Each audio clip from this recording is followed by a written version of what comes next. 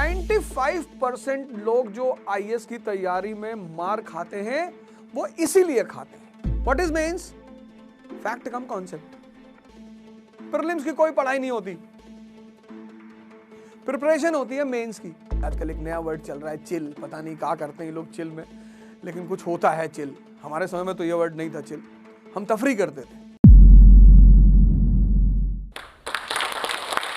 हर आदमी एक एम्बिशन लेकर पैदा होता है, या पैदा नहीं भी हुआ तो समय के साथ उस एम्बिशन को वो पैदा करता है, या ना भी कर पाए तो समाज उसे एम्बिशन देता है।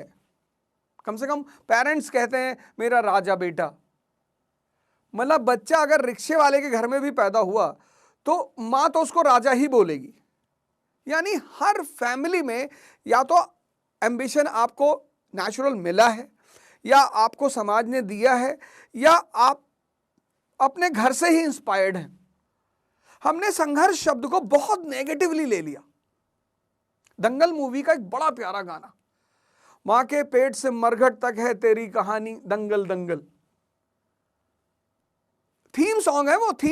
मुझे वो थीम सॉन्ग इतना अच्छा लगा कि मां के पेट से मरघट तक। तो संघर्ष जो है वो जीवन का एक अहम हिस्सा है। आपको नहीं करना, आप हिमालय चले आओ, बचोगे नहीं। इसीलिए जो बड़े घरों के बच्चे होते हैं, बड़ों घर के मतलब एरिस्टोक्रेसी के बच्चे हैं, वो उनके माँ बाप क्या करते हैं, जीवन के एक बहुत बड़े हिस्से में उनको चैलेंज नहीं लेने देते। अरे मेरा बेटा एसी नहीं है, जनरेटर लगा दो, नहीं अकेले बाजार नहीं जाएगा, अंधेरे में नहीं जाएगा। जिसने ना कभी आराम किया, विघ्नों में रह, वो बड़े लोग क्या करते हैं, अपने बच्चों से ये छोटे छोटे चैलेंज छीन लेते हैं प्यार में। कभी सुना है कि प्यार नुकसान करता? बहुत करता है। ऐसी नहीं कि दुश्मनी ही नुकसान करती, प्यार भी बहुत नुकसान करता है। हमें अपने बच्चों के जिंदगी से संघर्ष नहीं छीनना चाहिए। जीवन में विघ्न जब आते हैं, सोते से हमें जगाते हैं। क्या करते हैं? मन को मरोड़ते हैं पल पल। डिप्रेशन, फ्रस्ट्रेशन, टेंशन, आप खुद से लड़ रहे हो। आप आईएएस की तैयारी कर रहे हो, उसमें डेली मिनिमम 7 घंटा पढ़ना है, मिनिमम। और दूसरी सबसे खतरनाक बात, मिनिमम 7 घंटा पढ़ना है। ये बड़ी बात नहीं है, 365 दिन पढ़ना है। जैसे ग्रेजुएशन में तुम थे, तो ग्रेजुएशन में क्या था, तुम्हारा एग्जाम डेट आ गया। जब तुम्हारी एग्जाम डेट आई, तुम्हारे पास एग्जाम शेड्यूल आया, तुमने देखा अच्छा 5 जनवरी टू 20 जनवरी, तो तुम्हें एक फीलिंग आई कि अबे 15 दिन का कष्ट है भाई। 28 जनवरी को चलेंगे DLF मॉल, मूवी देखेंगे, चिल करेंगे। आजकल एक नया वर्ड चल रहा है चिल, पता नहीं क्या करते हैं लोग चिल में, लेकिन कुछ होता है चिल। हमारे समय में तो ये वर्ड नहीं था चिल, हम तफरी करते थे। हर जनरेशन का अपना एक वर्ड होता है, वो बुरा नहीं होता, अच्छा होता है। आपकी जनरेशन चिल करती है, हम तफरी करते थे। तो आप सोच लेते हो कि यार 15 दिन का कष्ट है भाई, लेकिन यूपीएससी की तैयारी में 15 दिन का कष्ट नहीं है। 7 घंटे 365 दिन, 7 hours 365 days। ये चैलेंज है यूपीएससी का। तुम 15 दिन डिसिप्लिन रह सकते हो दबाव में, 20 दिन रह सकते हो, 1 साल। 95% लोग जो आईएएस की तैयारी में मार खाते हैं वो इसीलिए खाते हैं। किसी भी काम को जब करना हो ना, उस पर होमवर्क करो पहले। पता करो ये क्या है, यूपीएससी क्या है, तुम यूपीएससी देना चाहते हो, क्या है ये, इसका सिलेबस क्या है, ये मुझसे क्या जानना चाहती है, कोचिंग क्यों जाना चाहिए। तुम बिना क्या जाने कूद पड़ते हो। जैसे कुछ लोग स्विमिंग पूल में तैरते हैं सोसाइटियों में, मैं उसको तो तैरना मानता ही नहीं। फिर उनको एक इल्यूजन होता है कि हम तैर लेते हैं, जाके गंगा में कूद गया बनारस में। अब पानी के अंदर तो वाटर करंट होता है, नदी के अंदर अंडर करंट होता है। एक तो करंट, और ऊपर से क्या होता है, नदियां कटान करती हैं, जमीन को काटती हैं, तो छोटी छोटी केव्स होती हैं पानी के अंदर। कभी कभी उसी केव्स में आदमी घुस जाता है, फिर वो हाथ पैर मारता है,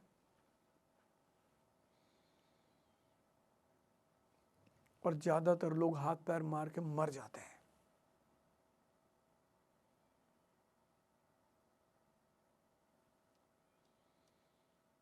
किसी चीज को करना चाहते हो, उस पर होमवर्क करो, R&D करो, टाइम दो उसको।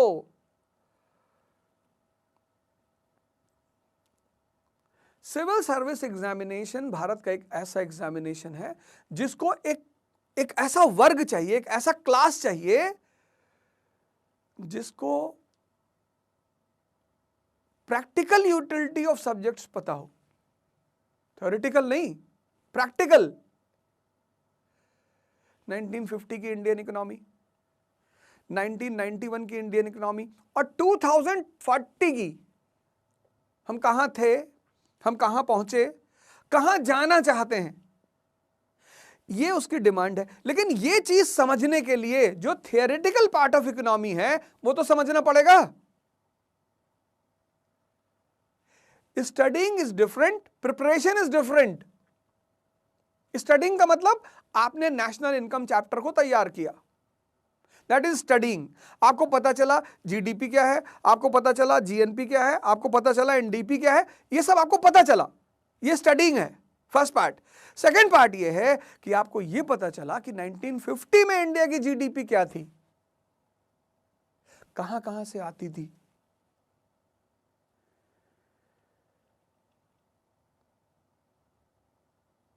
नाइनटीन 1991 में उसका क्या हाल हुआ, अभी क्या है, और कहां हम ले जाना चाहते हैं एज अ डेवलप्ड नेशन। तो उसका ग्राफ बनाना पड़ेगा, primary sector, secondary sector, tertiary sector, जो हमारे सोर्स ऑफ इनकम है, फॉरेन इमिशंस, सब एक ग्राफ बनाना पड़ेगा। फिर 1950 का ग्राफ बनाना पड़ेगा, फिर 1991 का ग्राफ बनाना पड़ेगा, फिर एक एजम्पशन का ग्राफ 2040 का कि यार एग्रीकल्चर में ये सुधार करना है, इंडस्ट्री में ये करना है, स्मॉल स्केल सेक्टर में ये करना है, बैंकिंग में ये रिफॉर्म्स करने। This is called as preparation. 95% लोग सिर्फ पढ़ने को प्रिपरेशन मानते हैं। No,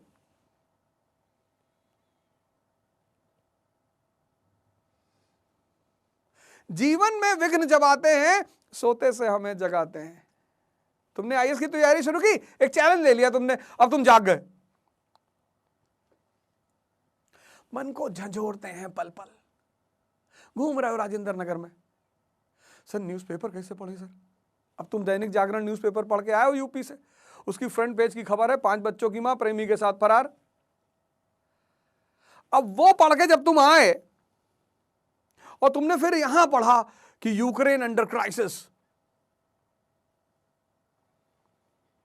NATO will take strict action। अब तुमको लगा NATO ये क्या है। जिसको NATO नहीं पता आज की दुनिया में, वो क्या न्यूज़पेपर पढ़ेगा। एक पिक्चर थी ना हेरा फेरी, तो उसमें परेश रावल को गुंडे गाड़ी में छोड़ के अकेले जा रहे होते हैं, बुलाता है वो, कहता गाड़ी बंद कर दो बाहर से, क्या गुंडा बनेगा रे तू। वो डायलॉग मुझे याद आता कि क्या आईएएस की तैयारी करेगा रे तू। लेकिन कोई बात नहीं, कोई बात नहीं,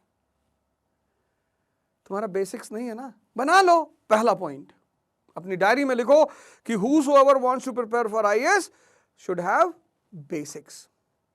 क्योंकि ज्यादातर लोग क्या करते हैं, 10th के बाद ह्यूमैनिटीज छोड़ देते हैं, तो आपको पता नहीं what is economy, what is geography, what is polity. This is the first step which you have to follow.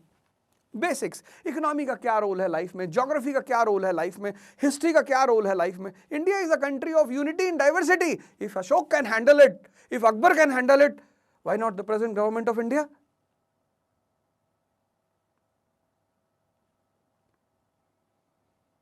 उस डाइवर्सिफाइड भारत को अगर अशोक हैंडल कर सकता है, अकबर कर सकता है, तो आज की भारत सरकार भी कर सकती है। इसलिए पढ़ना है। जीवन में विघ्न जब आते हैं सोते से हमें जगाते हैं। तैयारी शुरू करो तो जाग जाओ। अगर जागोगे नहीं, कोचिंग पहुंच जाओगे, कुछ समझ में आएगा नहीं और दिमाग खाली रह नहीं सकता। तो लड़के हो तो लड़की पकड़ लोगे और लड़की हो तो लड़का पकड़ लोगे, पकड़ोगे जरूर। तुमको किसी की आंखों में जन्नत दिखाई पड़ने लगेगी कि ये आंखें नहीं है। जब भी हमारा मन हमारे गोल, मन शांत नहीं रह सकता ना। कुछ चीजों जैसे हर बॉडी पार्ट्स के अपने फंक्शंस हैं, किडनी का फंक्शन है, लीवर का फंक्शन है, हार्ट का फंक्शन है, ऐसे मन का भी फंक्शन है। वो शांत नहीं हो सकता। या तो कोमा में शांत होगा, या तो मरने पे शांत होगा, परमानेंट शांत हो जाएगा। वैसे वो शांति नहीं हो सकता। तुम करके देखो, आंख बंद करके देखो, शांत करके देखो, तुम पागल हो जाओगे। तुम मन को रोक नहीं सकते।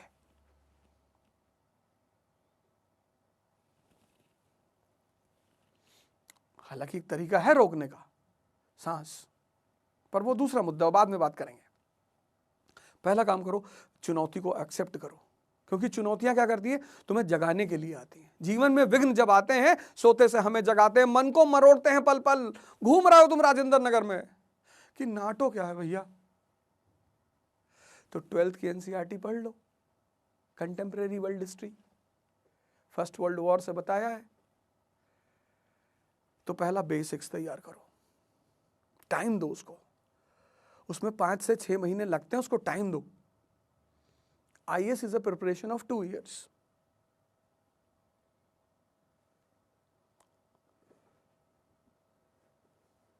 मन को झंझोड़ते हैं पल पल, तन को, मन को मरोड़ते हैं पल पल, तन को झंझोड़ते, नींद नहीं आएगी तुम्हें।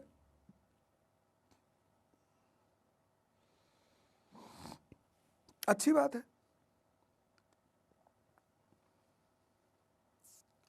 अब तुम अगर ये सब चीजें खुद से नहीं कर पा रहे हो और एक अच्छी गाइडेंस चाहते हो, किसी कोचिंग को पकड़ लो। कोचिंग सारी अच्छी होती है इस दुनिया में, सारे टीचर अच्छे होते हैं, सारी कोचिंग अच्छी होती है। तुम किससे क्या ले सकते हो ये तुम पे डिपेंड करता है। महमूद गजनी मकड़े से सीख लेता है। मकड़ा जाला बनाते बनाते गिर रहा है, फिर उठ रहा है, फिर गिर रहा है, फिर उठ रहा है, फाइनली वो जाला बना ही लेता है। वो उससे सीख ले रहा है। सीखना is a art, learning is a art.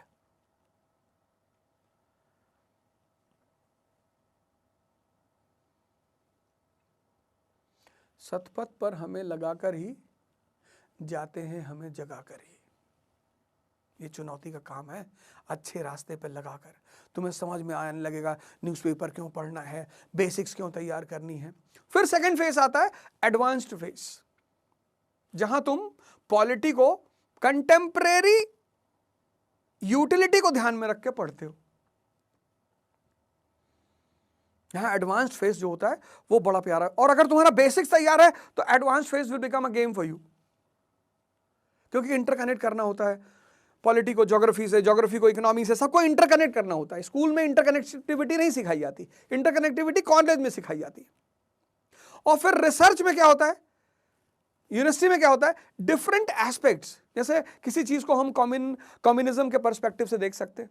जैसे गांधी का नॉन कोऑपरेशन मूवमेंट है, हम उसे कम्युनिज्म के पर्सपेक्टिव से देख रहे हैं कि कम्युनिस्ट हिस्टोरियन क्या बोल रहा है, नेशनलिस्ट हिस्टोरियन क्या बोल रहा है। वो बोलते हैं मास्टर डिग्री बोलते हैं, हर पर्सपेक्टिव से किसी एक चीज को देखना। कहते हैं ना एमए किया हुआ है। कभी तुमने पता किया एमए का मतलब क्या होता है? एमए का BA, MA, bachelor of arts, bachelor. तुम्हें इंटरकनेक्टिविटी आ गई कि what is the interconnectivity between geography and history. अब अफ्रीका है, पूरा अफ्रीका कॉन्टिनेंट, 1950s अमेरिका ने जमकर पैसा दिया, यूएसएसआर ने जम के पैसा दिया अफ्रीका को। मार्शल प्लान, मोलोटोवा प्लान, यूरोप को भी मिला। यूरोप देखो कितना डेवलप्ड है। अफ्रीका में सिविल वॉर चल रहा है। तो मेन फैक्टर क्या है? ज्योग्राफी। प्लेटो, 98% प्लेटो, वाटरफॉल्स। आई पॉसिबल ही नहीं है। आई मतलब इंफ्रास्ट्रक्चर। और जब आई पॉसिबल नहीं है तो दूसरा आई अपने आप नहीं होगा। दूसरा आई मतलब industry. I is equal to I, infrastructure is equal to industry.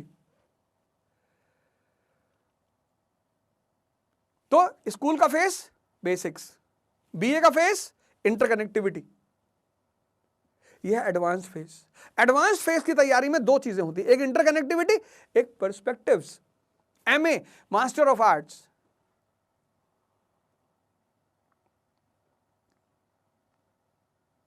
यह मेंस का फेज होता है। कोचिंग के साथ चलो, 10 महीने की कोचिंग है ना, class work homework, class work homework, class में खत्म हुआ नेशनल इनकम, तुम घर पे आओ यहां हजम करो। तुम ये करते ही नहीं, तुम होमवर्क करते ही नहीं। फर्स्ट फेज बेसिक्स, कितना time, 4 to 6 months, nothing to worry.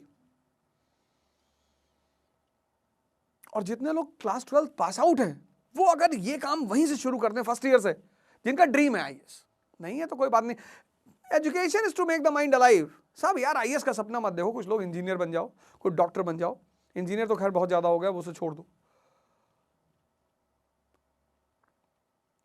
कुछ नेता बन जाओ पढ़ लिख के। चिल्लाते रहते हो politicians are sitting in the parliament because educated people are not entering. और why educated people are not entering, उसका एक बहुत बड़ा रीजन है, हमारे देश में जो पढ़ने वाले लड़के हैं वो सिर्फ पढ़ते हैं, उनके माँ बाप चाहते हैं कि तुम बेटा 30 घंटा बैठ के पढ़ो, तो दिमाग तो तेज हो जाता है, पर्सनालिटी कमजोर हो जाती है।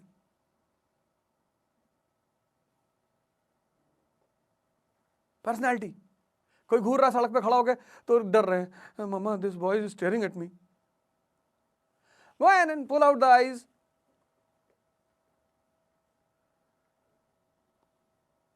इस देश में एजुकेशन का मतलब नौकरी, no, education is to make the mind alive. Education is a very big thing.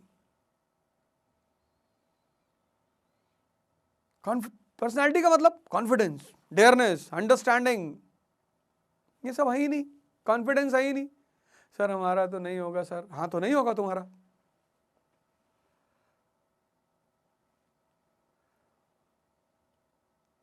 जब तुम ही सोच रहे हो तुम्हारा नहीं होगा तो क्यों होगा।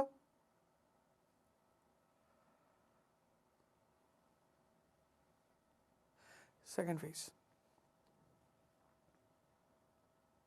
तो जब तुम कोचिंग आते हो तो तुम्हें ऑरा मिलता है, एटमॉस्फेयर मिलता है, संगत मिलती है, एक्सपीरियंस टीचर्स मिलते हैं। अब तो तुम्हारे पास एक अच्छा ऑप्शन है ऑनलाइन, जिसकी भी पढ़ाई उसके घर में हो सकती है वो कृपया करके बाहर ना निकले, घर में हो सकती है तो, ये कंडीशन है, उस पर स्टार लगा हुआ है, 199 में पूरे साल इनकमिंग रहेगी, 4 GB डाटा रहेगा, लेकिन स्टार लगा हुआ, कंडीशन है। जिनकी घर में पढ़ाई नहीं हो पा रही है, नहीं पढ़ पा रहे हैं और बाहर आ सकते हैं, वो बाहर आए।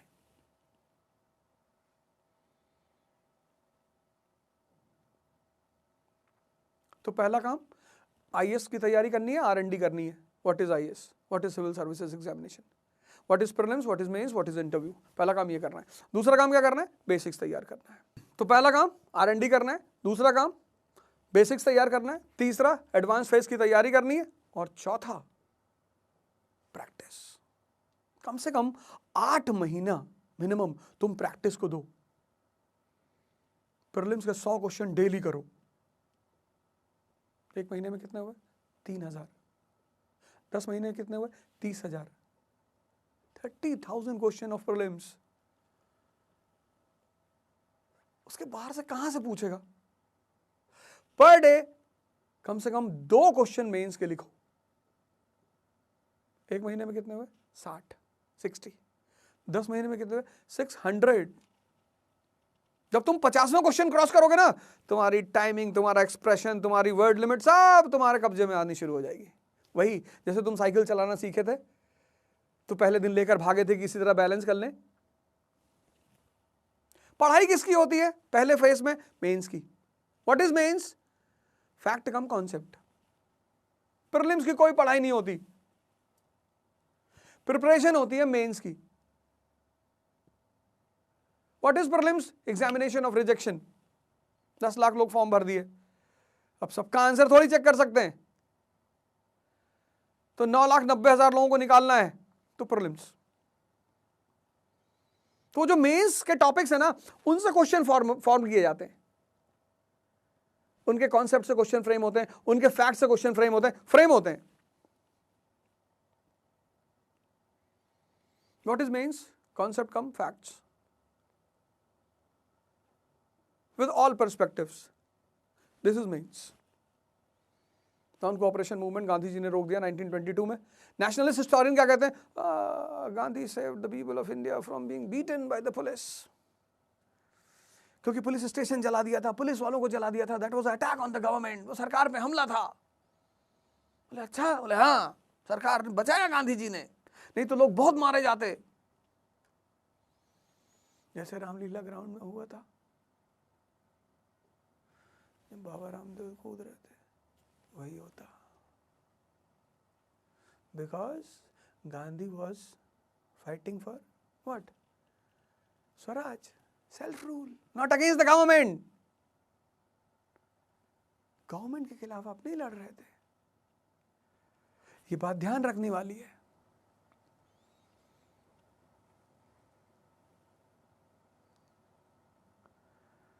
मीन्स, लेकिन जब तुम सुमित सरकार को पढ़ोगे, सुमित सरकार एक दूसरी कहानी पेश कर देते हैं, कहते हैं no, 1917 Russian revolution, 1920s birth of peasant and worker organizations in India, the zamindars and capitalists of India were afraid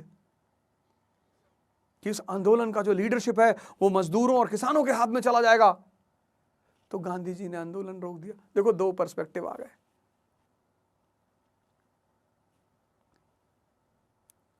तो प्रिपरेशन कहां से शुरू होगी? मेन से। What is mains? Prelim, concept cum facts. फिर prelims is a practice, 100 question per day, it's a practice. तुम जितना prelims की प्रैक्टिस करते जाओगे उतने तुम्हारे सफल होने की संभावनाएं बढ़ती चली जाएंगी। प्रैक्टिस के सिवा प्रीलिम्स को चाहिए नहीं। Third is interview, your inner view.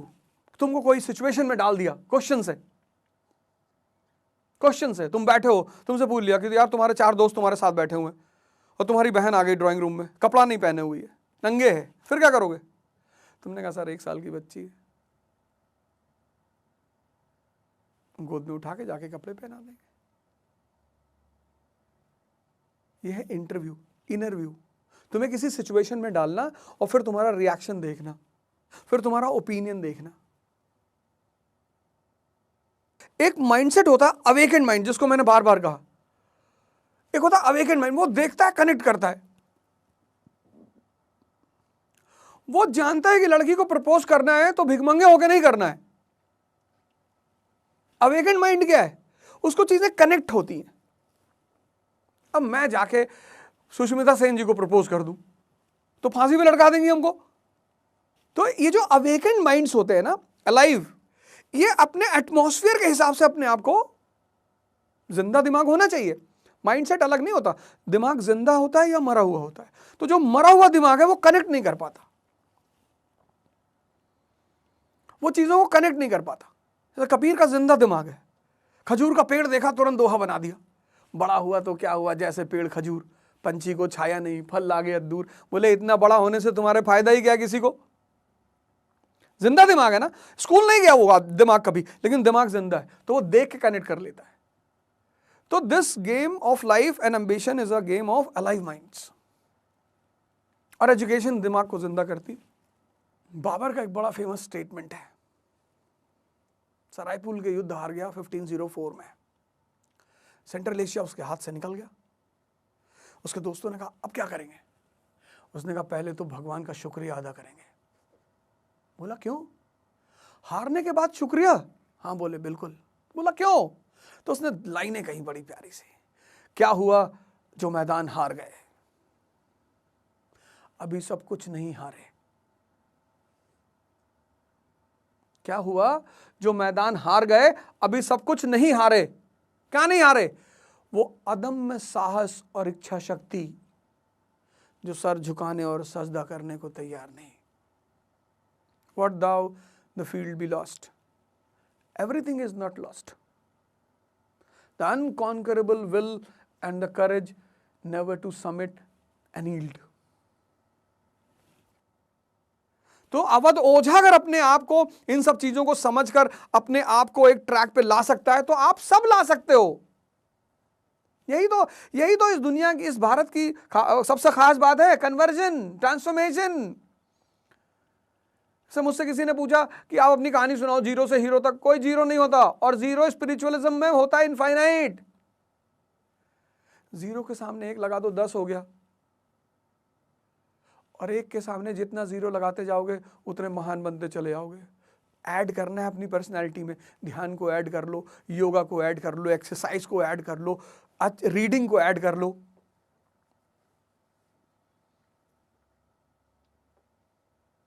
हम सब इनफाइनाइट एनर्जी के साथ हैं, उसमें कुछ ऐड करना है। तुम किसी भी महान आदमी को देखोगे ना, उसके जीवन में तुम्हें कुछ एक्स्ट्रा ऑर्डिनरी चीजें दिखाई पड़ेंगी कि आदमी ये करता था, और फिर तुम्हारा भी कन्वर्जन हो जाएगा, और फिर तुम किसी जो स्टॉक्स में खड़े होकर ये सब बातें बता रहे होगे।